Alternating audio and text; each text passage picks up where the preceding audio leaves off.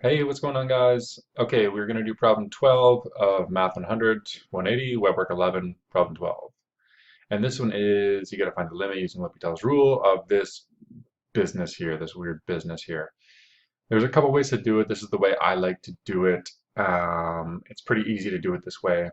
Um, yeah, so what we have here is let's just look at what happens when x goes to infinity of both these terms here. Well, there's a few terms, but let's look at specifically the 5x, and then let's look at the ln x plus 5 minus ln x. Let's see what the hell's going on there. 5x, what does that go to as x goes to infinity? Dozsies. This one, what does this go to as x goes to infinity? Not as obvious. Okay. What does ln go to? First of all, let's just understand what does ln go to as x goes to infinity. Right now, you should be picturing the ln graph. If you can't picture the ln graph right now, just pause the video, go to DESMOS.com and graph ln x and look at it. Okay, and think about it. Why does it do that? Why, for different values of x, does it do that? Why does it have that shape? Okay, that might take some time. That's totally fine. But you need to know what ln x looks like. Okay, ln x plus 5, you should remember from high school. It's not that you should remember. You might remember from high school. You haven't done it in a while, so. You might remember in high school that if you replace your x here, like ln x, with an x plus 5, that's a translation. Is that left or right? It's left. Okay, so that's taken the original ln x graph and it just moved it to the left by 5. That's all it's done. So they want to know the difference in heights between this translated graph, which is ln x plus 5, and this graph here. Okay, all right, so that's what this thing means, it's the difference in heights of those things. And then they're going to multiply it by the, so this is, what might this approach? Can you picture a ln x graph, moving it over, and then putting it beside another ln x graph and looking at the difference between the different heights? Can you picture what that value approaches as x goes to infinity? And then we're going to compare that to 5x. Okay, this one's obviously going to infinity. So it's not super easy. Let's look at it. Aha! Look at this gorgeous stuff. So first of all, let's look at just ln x. Ln x looks like this. Okay, that's ln x, no problem. Next one, ln x plus 5. That's translated to the left by 5. Okay, now let's look at the differences in heights. See how the differences start off pretty big? And then as you move forward here, they get smaller and smaller and smaller. And as x gets really, really large, it looks like they're going to 0. Aha. Okay, cool. I graphed also just the difference. So this black graph is the difference between red graph and blue graph. So as you can see, as x increases, black graph goes to 0 because the difference between these two functions goes to 0. All right, fair enough. And now if I graph h of x, this one's obviously going to infinity very fast. And then k of x is this function, is the one we're actually looking at the limit as. It looks like this, okay? So it looks like it's approaching something. It happens to be this 25 here.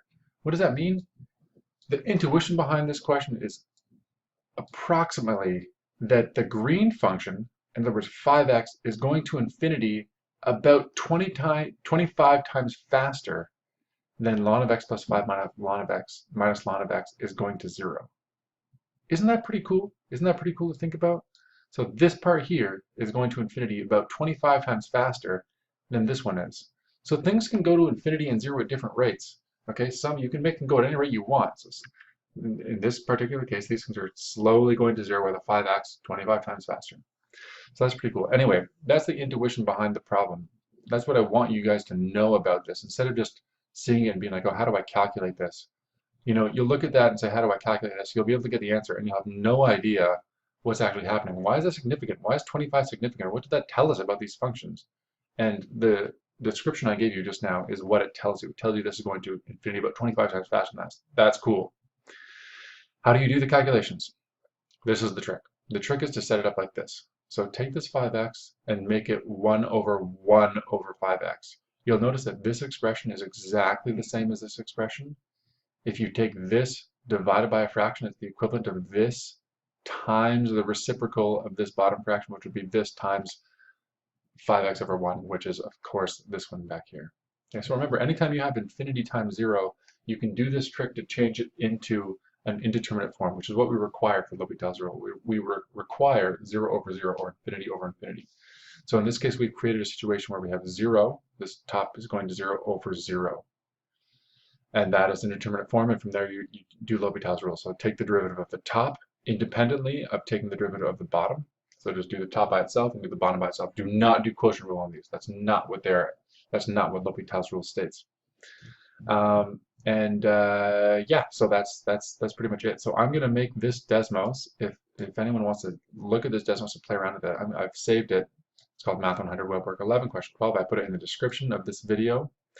So go ahead and have a look, poke around there for a little bit if you want. And as always, if you want me to personally help you pass your course, send me an email or click in the description of this video. There's a newsletter you can sign up to. I will let you know about sessions and all that stuff, but you can email me personally if you want, tallguytutoring@gmail.com. tallguytutoring@gmail.com. I will personally help you pass your course. Anyway, I hope that helps. I hope that gives you a Jewish mind the problem, and thank you for watching. And until next time, keep sending me your questions. I'm on the Facebook groups. Send me anything you want. I'll answer it, and I'll give you the intuition, not just the answer. I'll give you the intuition. All right. Ciao.